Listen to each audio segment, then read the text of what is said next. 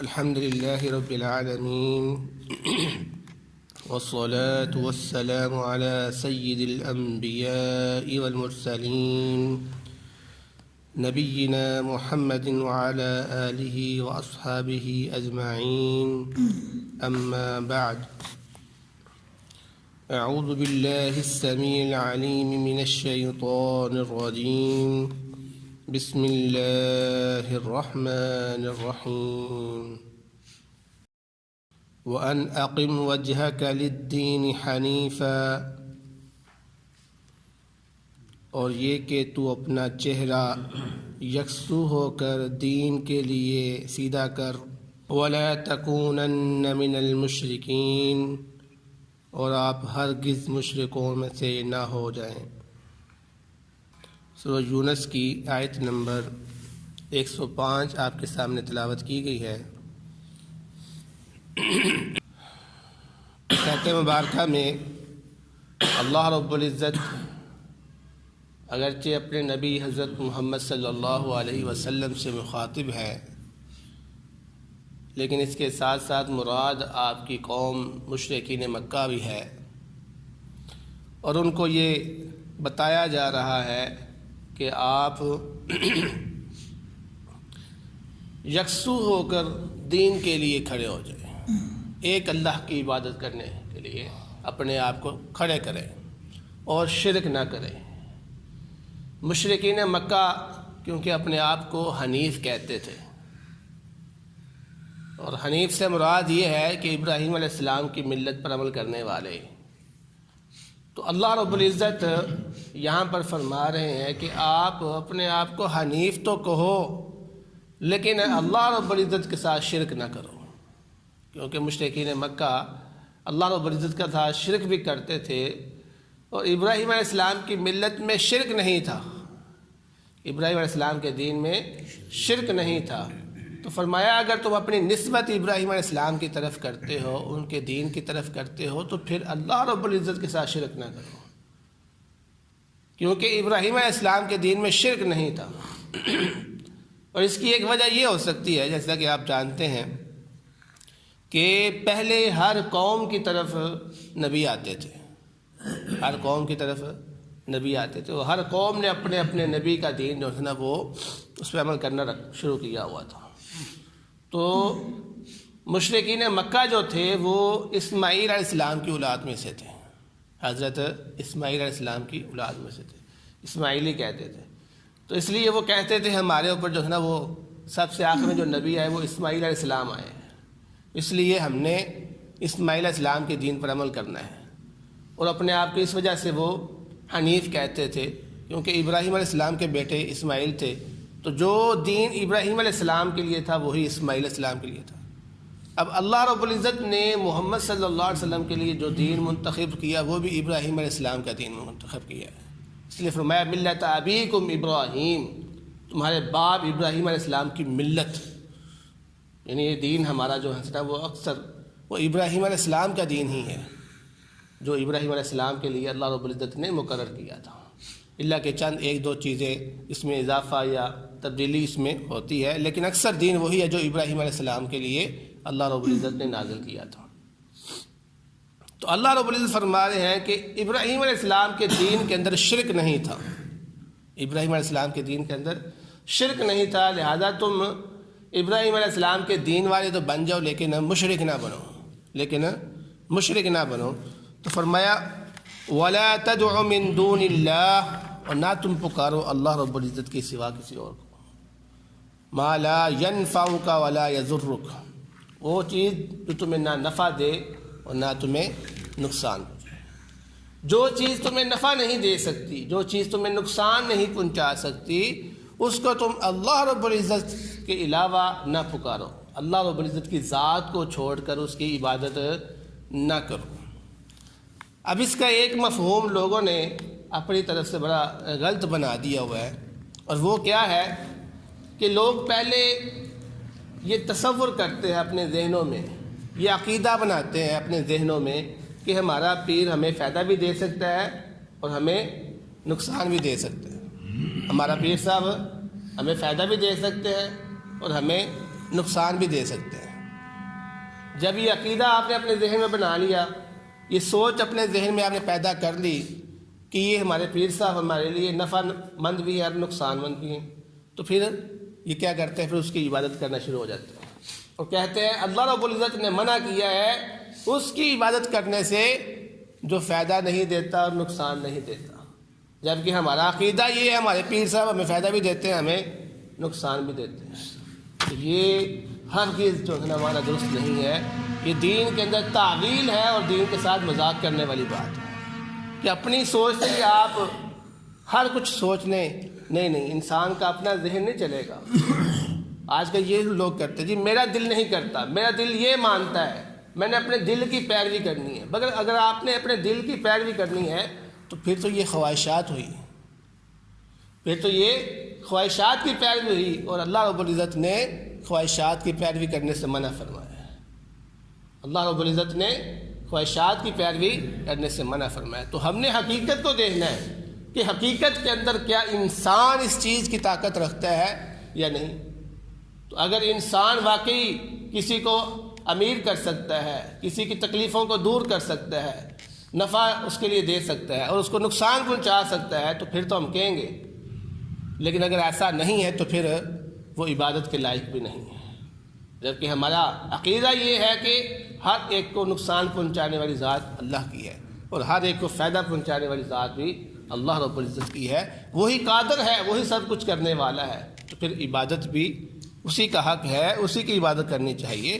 اس لیے اللہ رب العزت نے فرمایا فَإِن فَعَلْتَ فَإِنَّكَ إِذًا مِّنَ الظَّالِمِينَ، اگر تو نے ایسا کیا تو اس وقت تو ظالموں میں سے ہو جائے گا۔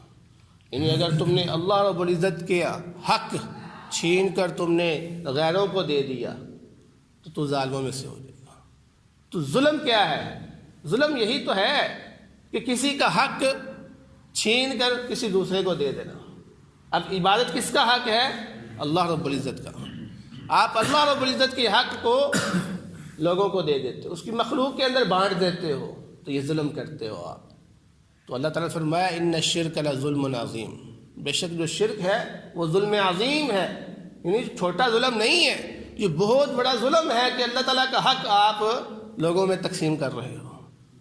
نہیں، ایسا نہیں کرو، تو یہ ظلم ہو جائے گا۔ ظلم نہ کرو، آپ جس کا حق ہے اس کو حق دو، اللہ کا حق اللہ کو دو، اپنے نبی کا حق نبی کو دو، خالق مالک کا حق جو ہے وہ اس کو دو، اور مخلوق کا جو حق ہے وہ مخلوق کو دو۔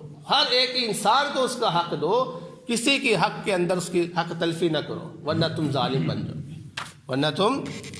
بن جاؤ گے، فرمایا وَإِن يَمْسَسْكَ اللَّهُ بِضُرٍّ، اور اگر اللہ رب العزت تمہیں تکلیف پہنچانا چاہے فَلَا كَاشِفَ لَهُ إِلَّا هُ، تو کوئی بھی اس کے سوا تمہیں وہ تکلیف سے نہیں بچا سکتا، تم سے وہ تکلیف دور نہیں کر سکتا۔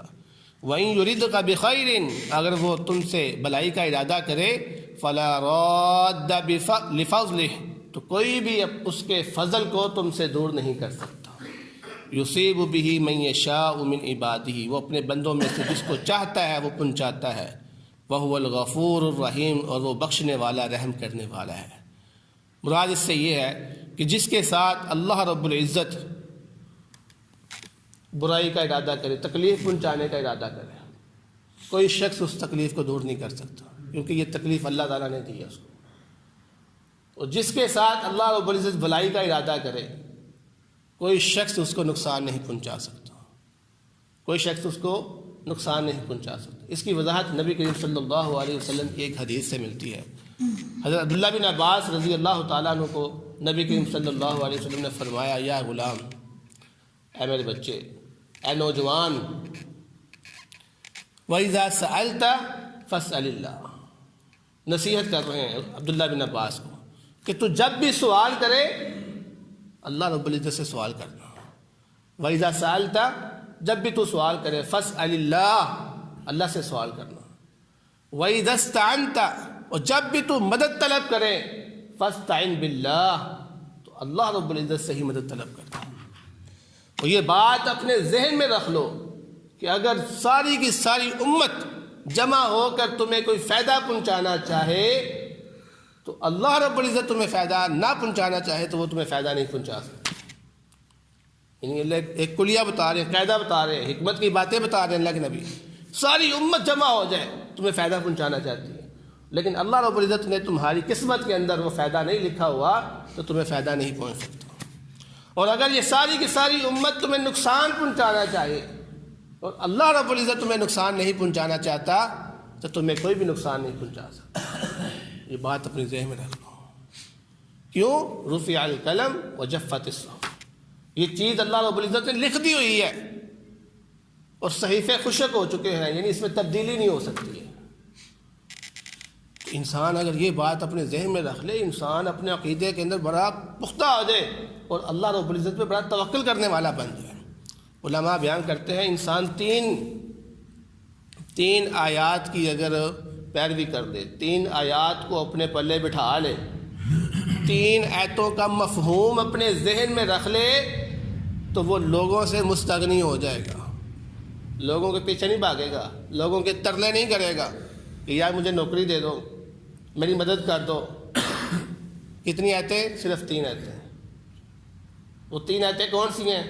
سب سے پہلی یہ آیت وَمَا مِن دَابَّةٍ إِلَّا عَلَى اللَّهِ رِزْقُهَا. انسان کا رزق اللہ رب العزت کے ہاتھ میں ہے. یہ بات ذہن میں رکھیں، کسی انسان کے ہاتھ میں اس کا رزق نہیں ہے. آپ جتنے مرضی کسی کے ترلے کر لیں، جب تک اللہ رب العزت نے نہیں چاہا تمہیں کچھ نہیں مل سکتا. بس اوقات ایسے ہوتا ہے، ترلے کر کر کے تھک جاتے ہیں، یار دے دو دے دو، نہیں دیتا. کیوں؟ اللہ نے نہیں لکھا ہوا. تو رزق کا معاملہ ہے اللہ رب العزت کے ہاں. کبھی مخلوق کے آگے نہیں جھکو رزق کے لیے کہ یار مجھے نوکری دے، ترلے کرو، نہیں. اس سے بہتر ہے تم اپنے رب کے آگے جھکو کہ میں رب تو مجھے رزق دے، میں رزق میں اضافہ فرما دے. رب کے آگے جھکو. جب آپ کا یہ ذہن ہوگا نا کہ مجھے رزق دینے والا اللہ کی ذات ہے تو آپ مخلوق کے پیچھے نہیں جاؤ گے، چھوڑ دو گے. آپ کوئی آپ سے ناراض ہوتا ہے تو ہو جائے بھائی میرا رزق اللہ تعالیٰ کے ہاتھ میں ہے. جب تک تمہارے ہاتھوں سے لینا اس نے لکھا ہوا ہے میں لوں گا یہاں پر. جب تک میرا نوکری کرنا یہاں پر اللہ نے لکھا ہوا ہے میں نوکری کرنا ہے، تم نے جتنا زور لگانا ہے لگا لو. تم مجھے نوکری سے باہر نہیں نکال سکتے ہو جب تک میرا رب نہیں چاہے گا. اور اس کا تجربہ میں نے کیا ہوا بہت سارے لوگوں نے کیا ہوا ہے. اور جو اس چیز پہ توکل کرتے ہیں نا، یقین مانے لوگ جو ہیں نا وہ اپنے ہاتھ کھڑے کر لیتے ہیں، لیکن اس بندے کو کچھ نہیں کر سکتے. کیوں؟ اس نے یہ اپنے ذہن میں عقیدہ بنا لیا ہوا کہ لوگ کچھ نہیں کر سکتے. میرے رب کے ہاتھ میں جب رزق ہے تو تم کون ہوتے ہیں؟ کچھ نہیں ہوتے. یہ تو اللہ تعالیٰ نے سبب بنایا ہوا ہے، تمہیں عزت دی ہوئی ہے. اس کا مطلب یہ نہیں کہ تمہارے ہاتھ میں سارا معاملہ، نہیں، معاملہ اللہ کے ہاتھ میں. دوسری آیت کا مفہوم یہ ہے کہ جس کے لیے اللہ رب العزت اپنے رحمت کے دروازے کھول دے، کوئی بندہ اس کے رحمت کے دروازے بند نہیں کر سکتا. اور جس کے لیے اللہ رب العزت اپنی رحمت کے دروازے بند کر دے، کوئی شخص اس دروازے کو کھول نہیں سکتا. یعنی جب اللہ رب العزت کی طرف سے ہی آپ کے لیے رزق کی کمی ہے، آپ کے لیے مصیبتیں ہیں، تو پھر کوئی شخص آپ کو سہولت دینا چاہے، کوئی شخص آپ کو امیر بنانا چاہے، وہ کامیاب نہیں ہو سکتا، کیونکہ یہ اللہ تعالیٰ کی طرف سے. تو جب مصیبتیں آنی ہیں اللہ تعالیٰ کی طرف سے آنی ہیں. رحمت کے دروازے کھلنے ہیں تو اللہ تعالیٰ کی طرف سے کھلنے ہیں. رحمت کے دروازے بند ہونے ہیں تو اللہ رب العزت کی طرف سے ہونے ہیں. اور تیسری آیت یہ والی کہ اگر کوئی تکلیف آپ کو پہنچتی ہے تو وہ اللہ تعالیٰ کی طرف سے پہنچتی ہے. تو جو تکلیف اللہ رب العزت نے آپ کو دی ہے، دنیا کی کوئی طاقت اس کو دور نہیں کر سکتی. اور اللہ رب العزت کی طرف سے ہی رحمت آنی ہے. اور جو رحمت اللہ تعالیٰ نے آپ کو دی ہے، کوئی بھی دنیا کی طاقت اس سے اس رحمت کو چھین نہیں سکتی آپ سے. اب جب 3 آیتوں کا آپ مطالعہ کریں گے نا، اپنے ذہن میں رکھیں گے، تو آپ کہیں گے یہ سارا کچھ ہے یہ اللہ تعالیٰ کے ہاتھ میں. میں ایسے ہی بھٹک رہا ہوں ادھر ادھر، لوگوں کے ترلے کر رہا ہوں، اپنے آپ کو ذلیل کر رہا ہوں. میں کیوں بھائی جھکوں لوگوں کے آگے؟ میں اپنے آپ میں رہتا ہوں. میں جھکوں گا تو صرف اللہ رب العزت کی ذات کے آگے جھکوں گا، کیونکہ سب کچھ تو وہی کرنے والا ہے. رزق اس کے ہاتھ میں، رزق اس کے ہاتھ میں، رحمت اس کے ہاتھ میں، فائدہ اس کے ہاتھ میں. تو مجھے اور چاہیے کیا دنیا کے اندر؟ میں لوگوں کے پیچھے کس لیے بھاگ رہا ہوں؟ اسی 3 چیزوں کے لیے. تو یہ چیزیں تو میرے رب کے ہاتھ میں ہیں. تو جب رب کے ہاتھ میں ہے تو پھر رب کے آگے ہی میں جھکوں. تو پھر انسان لوگوں سے مستغنی ہو جاتا ہے. یعنی لوگوں سے امیدیں لگانا انسان کی بند ہو جاتی ہے. وہ سب امید لگا کے بیٹھا ہوتا ہے نا، یار میرا رشتہ دار بڑا امیر ہے، شاید یار میرے لیے کوئی کچھ کر ہی رہے. وہ مجھے کوئی پیسے ہی دے دے چلو میرا مہینہ آرام سے گزر جائے گا. نہیں نہیں, اللہ کے آگے امید لگائیں, پھر اللہ تعالیٰ دیکھے کیسے آپ کے لیے دروازے کھولتا ہے. آپ کی سوچ میں بھی نہیں ہوگا آپ کے پاس رزق آ جائے گا. یہ کہاں سے آ گیا؟ میں نے تو کسی کو کہا ہی نہیں تھا, میں نے تو صرف اپنے رب سے بات کی تھی. لیکن رب انتظام کرے گا کیونکہ اس کے ہاتھ میں ہے سارا کچھ اللہ رب العزت کے ہاتھ میں. اس لیے ہمیں توکل کرنا چاہیے ان 3 چیزوں کے اوپر کہ اللہ رب العزت کے ہاتھ میں ہے, وہی سب کچھ کرنے والا ہے. دعا ہے اللہ رب العزت سے جو سنے اس پر عمل کرنے کی توفیق عطا فرمائے. بہترین صدقہ جاریہ حاصل کرنے کے لیے اس ویڈیو کو لائک، کمنٹ اور شیئر کرنا مت بھولیں.